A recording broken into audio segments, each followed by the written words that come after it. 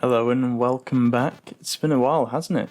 So I thought I'd make a quick video looking back at 2020 and looking forward to the rest of 2021 and what you might expect from BanTech Systems.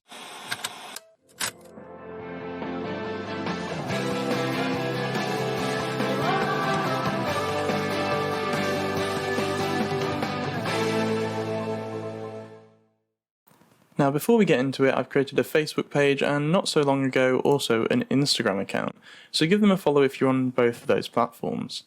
I'll try to distribute most information across all of my social media platforms with the occasional bit of exclusive content, Instagram stories in particular.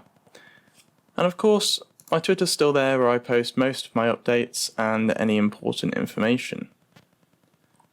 I don't see myself doing many live streams on YouTube or on Twitch until a lot later in the year, as I don't really have the best recording environment at the moment, so I'll stick to content where I can edit out any sirens and noisy housemates. So on that note, let's start with my podcast Beyond the Blox. Beyond the Blox Season 1 ended without much notice after episode 14 with George the Dev.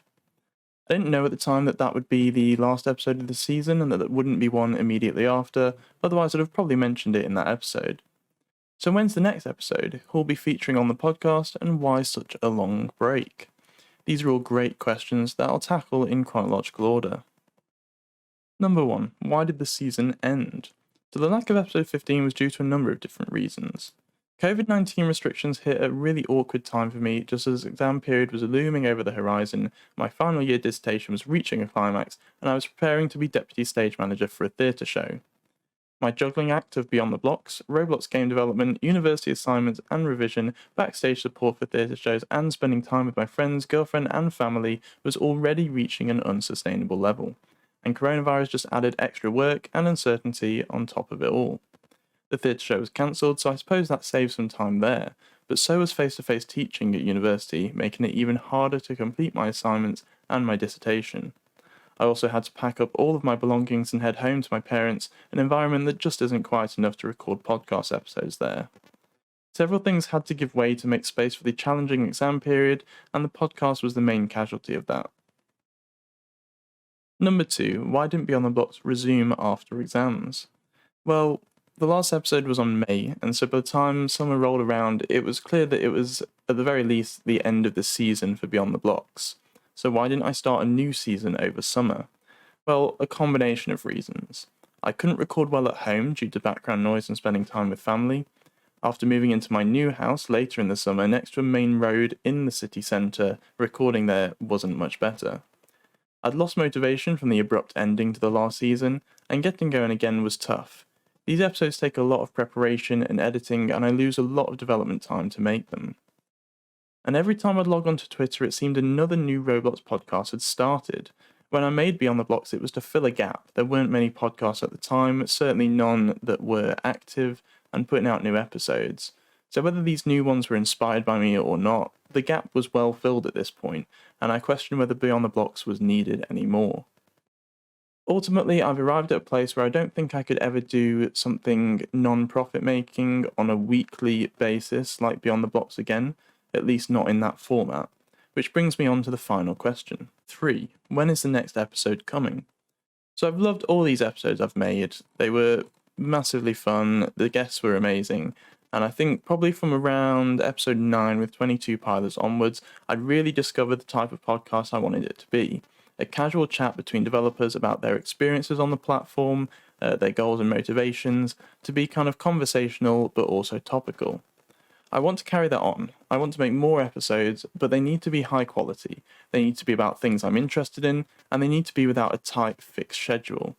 So to answer the question, I'm hoping to release the first episode of Season 2 in February.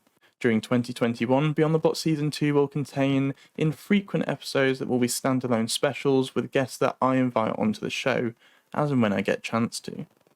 Unfortunately, I just don't think there's the time and the capacity to get everyone on as guests who want to be on, so I'll likely close the guest applications and get through the ones who applied so far.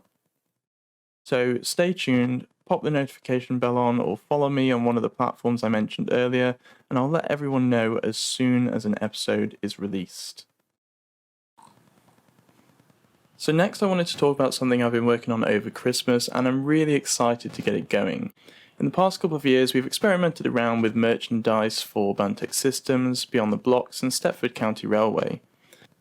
I think I've learned a lot since starting that, and decided that possibly Teespring isn't our best option. Although the prices seem relatively low, and that's because we've just cut our profit margin to essentially zero on most of these items. It can still be very expensive. You add them to your cart and then suddenly the shipping is quite a lot on top of it, especially internationally. And also the quality isn't necessarily as high as we'd possibly want it to be. So there's other options out there that will give us better margins, which means we can actually use this to help support BanTech Systems to pay for developers on new projects and things like that. We can get cheaper shipping, and in fact, I've decided to go with free shipping on the new option. And possibly higher quality clothing as well.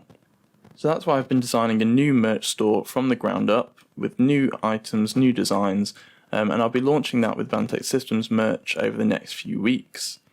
Now if that goes well, we'll likely do the same with SCR merch after a big redesign and add all the train operators and maps and all of that good stuff. So here's a quick look at what the merch might be on the BanTech Systems store, and importantly I've diversified massively into generic Roblox related designs. Particularly the pocket noob designs that I've got here, and some of the embroidered options as well are really cool, and I'd happily wear them out and about. They're a nice balance that isn't as in your face as a massive logo or something, and they're quite characterful. I'll release a video explaining all of the collections when the merch store is ready, and that'll go through all the options.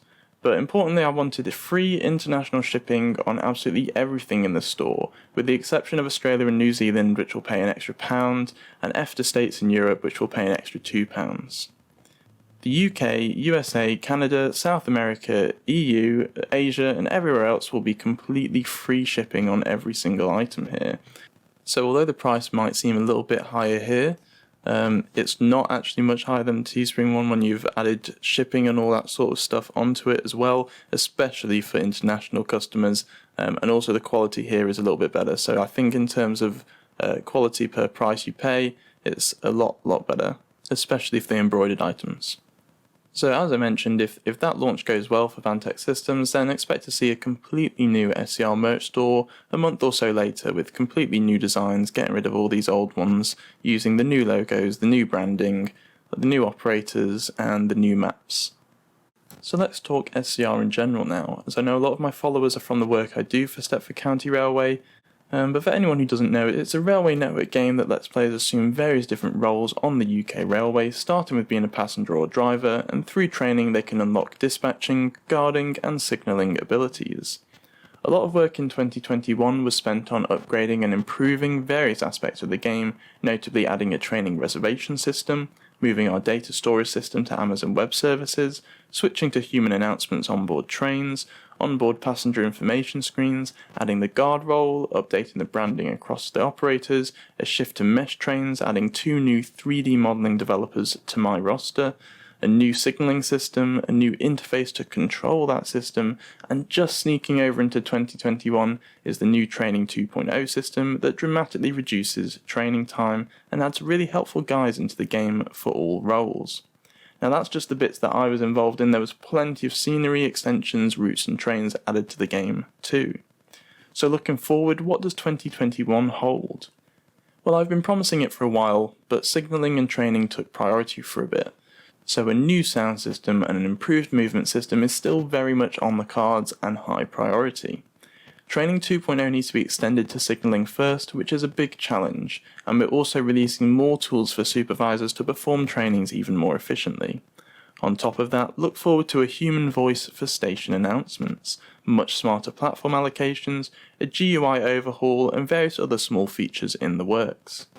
I can see us surpassing some incredible goals this year, with 25 million visits well within reach. And hopefully the improvements to training to allow people to access all the roles regardless of their age and without needing Discord will help engage more people and make servers a lot more diverse and interesting. Now another game you might have seen me post about earlier on in 2020 is Skylines. Those of you who've been following me for a while know that I've been working on it for quite some time now alongside SCR, University, Beyond the Blox and other projects. We were hoping for an autumn 2020 release, but unfortunately that hasn't happened for a number of reasons. For now, development is paused due to availability within the team, and priorities elsewhere, but I'll be following up with Skylines and finishing it off once my university course is finished and other projects drop off a little bit. I'll be graduating this summer and I'll be relatively free over the summer months through to November, so I plan to really get the game polished and released over that time. It's currently playable, but I want the best first impression possible, and for that it just needs a little bit more time and a bit more stability in terms of our availability, as the business plan for Skylines is to continue releasing lots of new buildings and features every month after release. So where have the priorities shifted to? Well, again, those of you on my social media might have seen some posts about The Lanes, a revived version of my bowling game that I originally worked on back in 2015 and gave up on due to some physics issues. Well, I now know a lot more about physics and engineering, and the Roblox platform has become a lot more featureful and reliable, with incredible new lighting.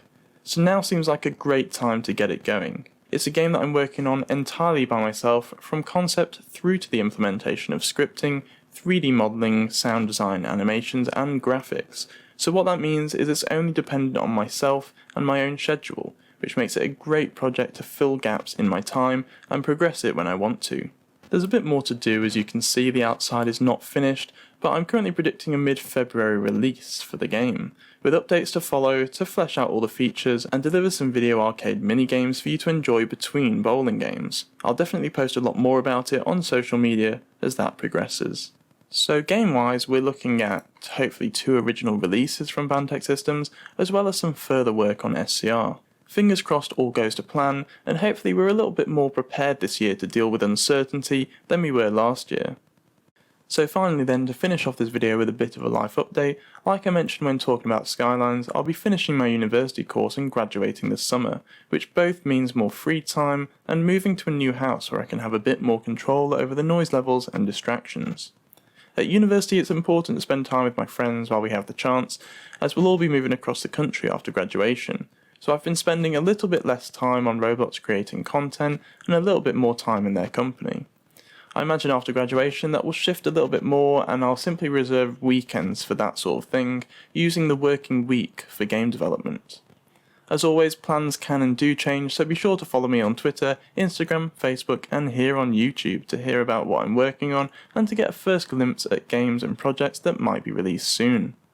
Until then, I hope you've had a lovely Christmas, a happy New Year, and are back into the swing of things, whether that's work, school, or whatever you're up to in 2021.